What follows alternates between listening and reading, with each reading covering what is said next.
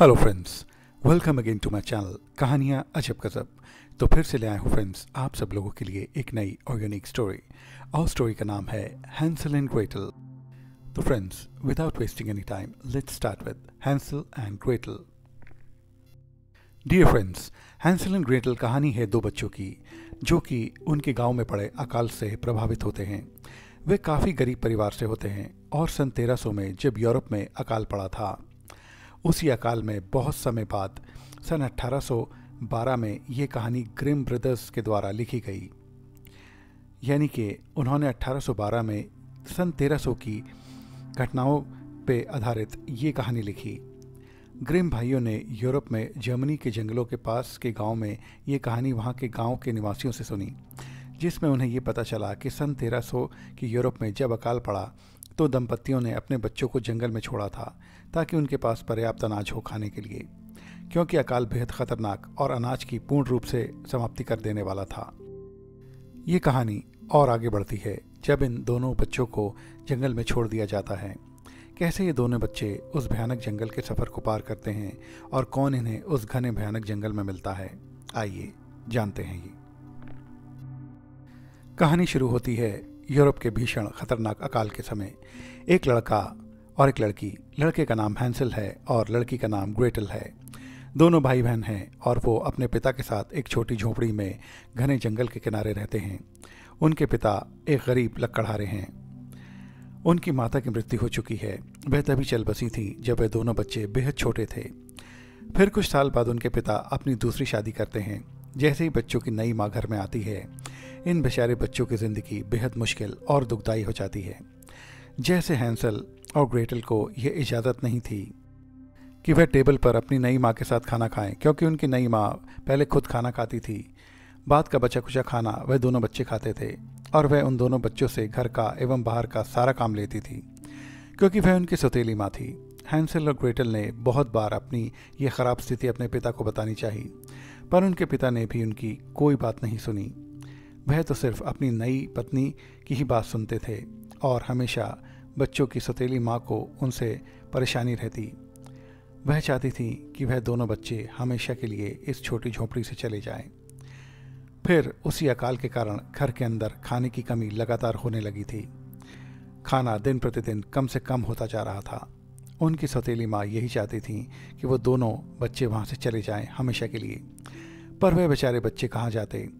एक दिन जब वह लकड़हारा यानी बच्चों का पिता लकड़ी काटने गया हुआ था, तब उनकी सौतेली माँ ने हैंसल और ग्रेटल को रसोई घर में बुलाया। वह बोली, बच्चों सुनो, आज रात डिनर में सूप नहीं बनेगा। आज रात हमें सब लोगों को भूखा ही सोना पड़ेगा। तुम दोनों ऐसा क्यों ना करो, अभी जंगल में जाओ और वहाँ से पके हुए मशरूम तोड़ कर लाओ, तभी मैं मशरूम सूप रात के डिनर में बना सकूँगी। मुझे मालूम है उस घने जंगल में मशरूम कहाँ मिलेंगे। फिर हैंसल और ग्रेटल की सौतेली माँ ने एक जंगल में भटकाने वाला रास्ता दोनों को बताया।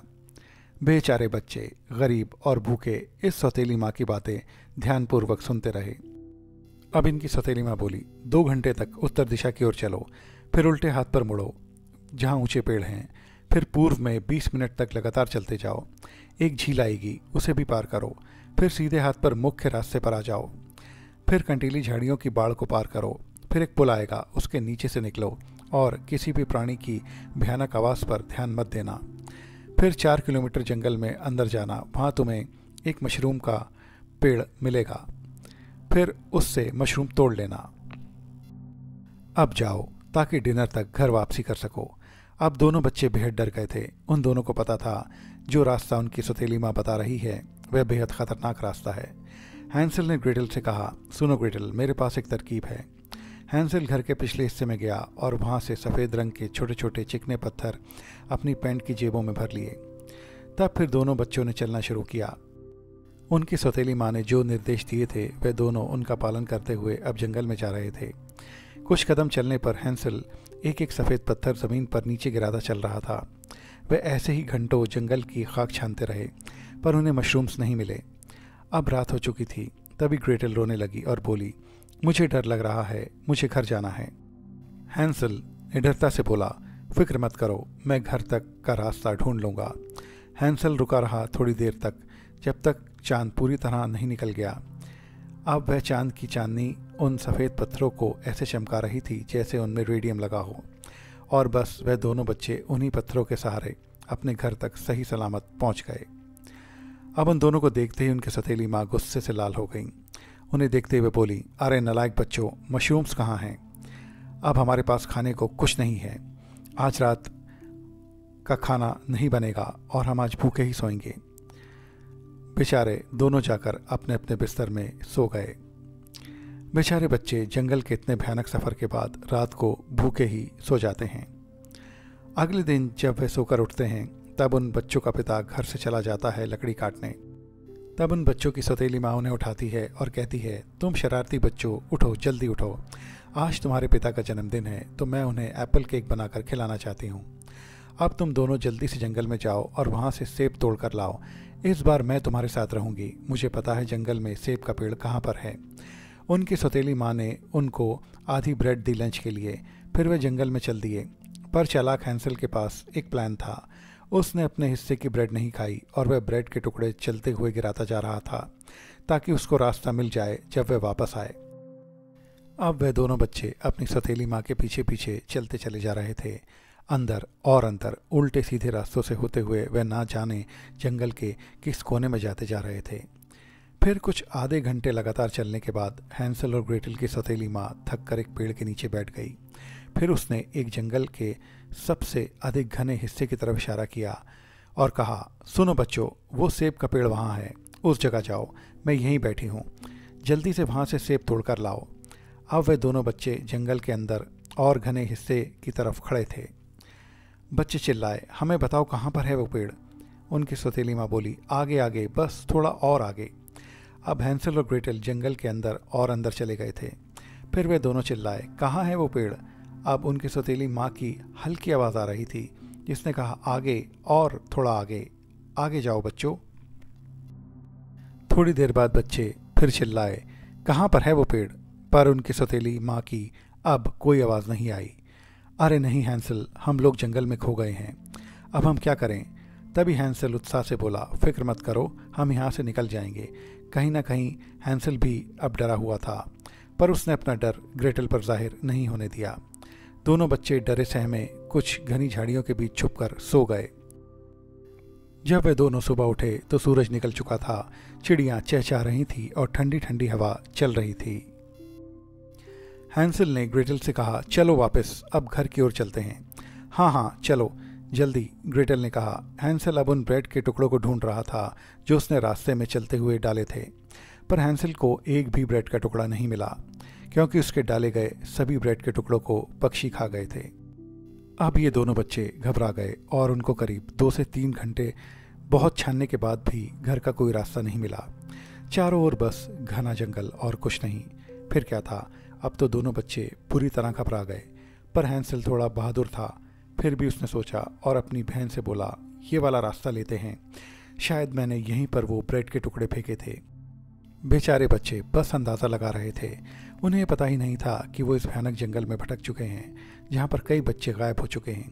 उन दोनों को ये पता ही नहीं था कि वह अब जंगल के सबसे खतरनाक और भयानक हिस्से की तरफ चल पड़े हैं। बच्चे चलते चले जा रहे थे।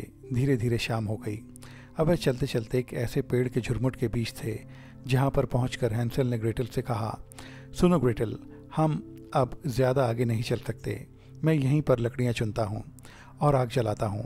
हैंसल ने 2 बड़े चकमक पत्थरों से आग जलाई और दोनों भाई बहन उस आग के पास बैठे रहे। चारों ओर घने पेड़ होने की वजह से जंगल के जंगली जानवरों को उनके बारे में कुछ पता नहीं चला, पर रात भर जंगल की भयानक डरावनी आवाज़ें उन दोनों को आती रहीं। कभी ऐसा लगता जैसे कोई उन्हें बुला रहा है या उनका नाम ले रहा है, कभी किसी की भयानक हंसी तो कभी किसी के रोने की बहुत भयानक आवाज़। बस जैसे तैसे बच्चों ने वो रात काटी। वो बच्चे अब सुबह होते ही जाग उठे। मुझे बहुत भूख लगी है, ग्रेटल बोली। मुझे ऐसा लगता है जैसे ताज़े बिस्किट्स और केक पक रहे हों। अरे वो देखो, एक घर। हैंसल ने उस घर की ओर अपनी उंगली उठाते हुए कहा। वह दोनों बच्चे अब उठकर उस घर की ओर भागे। ये घर काफ़ी अजीब था क्योंकि वो घर जिंजर ब्रेड, केक्स और चॉकलेट से बना था। इस घर की दीवारें वो लेमन कुकीज़ की हैं, हैंसल ने कहा। और यह खिड़कियां देखो चॉकलेट की बनी हैं, और छत पर तो स्ट्रॉबेरीज और वाइट चॉकलेट केक सजा है, और घर की दीवारों पर लाल पीली कैंडीज चिपकी हैं। ऐसा घर तो मैंने कभी नहीं देखा। हैंसल बहुत भूखा था। वह जल्दी से इस घर की तरफ बढ़ा और उस घर की दीवार को खाने लगा। अरे यह तो एकदम चॉकलेट केक है, हैंसल ने हैरानी दिखाते हुए कहा। अब दोनों भाई बहन वो चॉकलेट केक की दीवार को खाने में लगे थे। अब हम यहीं रहेंगे और रोज़ चॉकलेट केक खाएंगे, हैंसल ने ग्रेटल की तरफ केक खाते हुए कहा। हम उन दोनों को घर का दरवाज़ा दिखा जिन पर कैंडीज चिपकी थी, एकदम फ्रेश और जूसी ताज़े फलों से बनी। बच्चों ने जैसे ही उस दरवाजे पर हाथ बढ़ाया, तभी वह दरवाज़ा हल्के हल्के चरमराते हुए आधा खुला और एक भयानक बुढ़िया ने दरवाजे के पीछे से अपना चेहरा दिखाया। तुम बच्चों को क्या ये केक्स पेस्ट्री पसंद हैं? वह एक पतली और बेजान आवाज़ में बोली। आओ आओ, अंदर आओ, बिल्कुल भी डरो मत, अंदर आओ बच्चों। उसका व्यवहार बहुत ही अच्छा और दोस्ताना था, इन बच्चों ने सोचा। पर वह कोई मामूली बूढ़ी औरत नहीं, बल्कि एक भयानक डायन थी। जैसे वे दोनों बच्चे घर के अंदर गए, उस डायन ने दरवाज़ा जोर से बंद कर लिया अंदर से। ग्रेटल को थोड़ा शक हुआ था, पर उस डायन का व्यवहार अच्छा था तो उसने ध्यान नहीं दिया।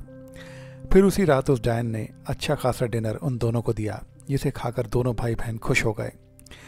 फिर उस डायन ने ऊपर एक कमरा उन दोनों को सोने के लिए दिया। पर मध्य रात्रि में ग्रेटल कुछ चीख पुकार से सोते सोते जाग गई। अब ग्रेटल धीरे धीरे सीढ़ियां उतरकर उस चीख पुकार वाली जगह पर जाने लगी। उसे अब वह बूढ़ी औरत दिखाई दी जो बड़े से एक लोहे के घड़े में कुछ मंत्र पढ़ रही थी। उसका चेहरा अब बहुत भयानक हो चुका था। मंत्र पढ़ते पढ़ते उस डायन ने बीच में ही अपना सर घुमाकर ग्रेटल की ओर देखा। उसे देखते ही ग्रेटल अपने कमरे में ऊपर की तरफ भागी, तो वो डायन भी उसके पीछे पीछे आई।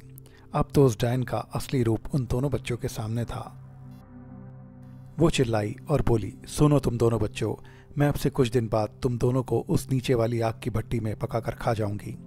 दोनों बच्चे बेचारे गरीब और परेशान उस डायन के आगे गिड़गिड़ाए, पर वह तो थी असली डायन। उनकी बातों का उस डायन पर कोई असर नहीं पड़ा और वह कमरे का दरवाज़ा बंद करके चली गई। अब बच्चे उस घर में कैद हो चुके थे। अगले दिन उसी डायन ने उन्हें बताया कि मैं एक डायन हूँ और यहाँ पर आए भटके हुए बच्चों को मार चुकी हूँ। और उस डायन ने उन बच्चों को बड़े बड़े उन्हीं के आकार के कैंडी चिल्ड्रन में तब्दील कर दिया था और वे बच्चे जादू का शिकार हो चुके थे।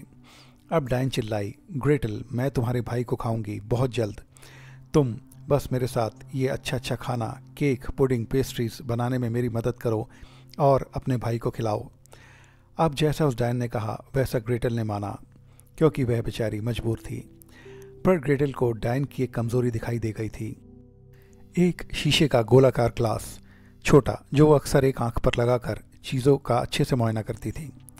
अब वह डायन अपने इसी छोटे ग्लास से रोज़ाना ये चेक करती कि हैंसल मोटा हुआ या नहीं।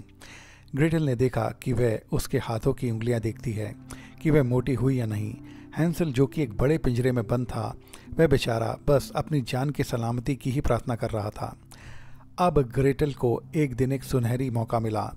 जब वो डायन हैंसल के लिए वॉलनट पेस्ट्री बनाने के लिए अखरोट तोड़ रही थी, डायन का ध्यान कहीं और था, तो ग्रेटल ने चुपचाप से उसका वह छोटा आंखों वाला शीशा अखरोट तोड़ने वाली हथौड़ी के नीचे रख दिया और वह शीशा टूट गया। शीशा टूटते ही डायन चिल्लाई, अरे ये मैंने क्या कर दिया, अब मैं कैसे देखूंगी और कैसे इस लड़के को खाऊंगी। पर वह डायन फिर भी नहीं मानी और वह फिर भी हैंसल को जांचती रहती कि वह मोटा हुआ या नहीं। ग्रेटल ने इधर एक और चाल खेली, क्योंकि हैंसल की जान खतरे में थी और वे दोनों भारी मुसीबत झेल रहे थे, इसलिए ग्रेटल का दिमाग अब तेज़ी से काम कर रहा था। उसने अब हैंसल को हिदायत दी, मैंने डायन का आँख वाला शीशा तोड़ दिया है, तो अब अगर वो तुम्हें अपनी उंगलियां दिखाने को कहे तो हमेशा अपनी सबसे छोटी उंगली ही दिखाना। वो ये कह रही थी कि पीछे से वह डायन आई और बोली, ए बच्चे, अपनी उंगली आगे करो। हैंसल ने ग्रेटल के बताए हुए प्लान के अनुसार ही किया और अपनी सबसे छोटी उंगली आगे कर दी, जिससे ये रहे कि वह अभी भी कमज़ोर है। हैंसल ने अपनी सबसे छोटी उंगली ही दिखाई। वो डायन चिल्लाई, अरे तुम तो अब भी बहुत कमज़ोर हो, और खाना खाओ और खाना, और जल्दी जल्दी मोटे हो जाओ। ये कहकर वह घर से बाहर चली गई। हैंसल उन सब अच्छे अच्छे खानों को खाकर अब ऊब चुका था। वह ग्रेटल से बोला, मुझे अब एक असली ज़िंदगी का सच पता लग चुका है ग्रेटल। खाना तभी अच्छा जब आप भूखे हो, मगर ज़िंदगी में आज़ादी सबसे अच्छी चीज़ है जिसे मैं अब महसूस कर रहा हूँ। मैं कोई ना कोई यहाँ से निकलने का रास्ता खोजूंगी। हैंसल, फिक्र मत करो, और हम यहाँ से निकल चलेंगे। अब अगला दिन आया और फिर से हैंसल के लिए अच्छे अच्छे खाने बनाए गए और वो खाता रहा। वह डायन रोज़ उसकी यानी हैंसल की उंगलियां चेक करती, पर उसे वही एक बात मिलती कि वह पतले का पतला है।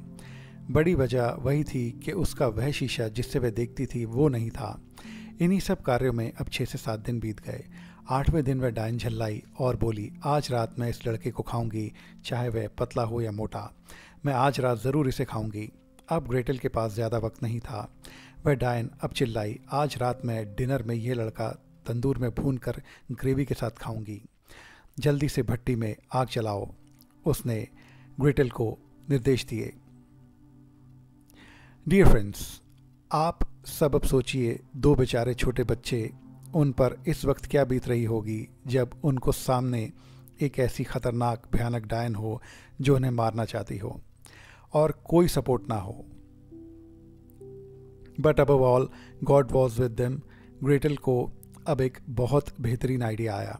ग्रेटल ने बेहतरीन चालाकी दिखाते हुए एक बहाना बनाया कि भट्टी में आग नहीं जल रही और ज़रा आप यहाँ आकर देख लो।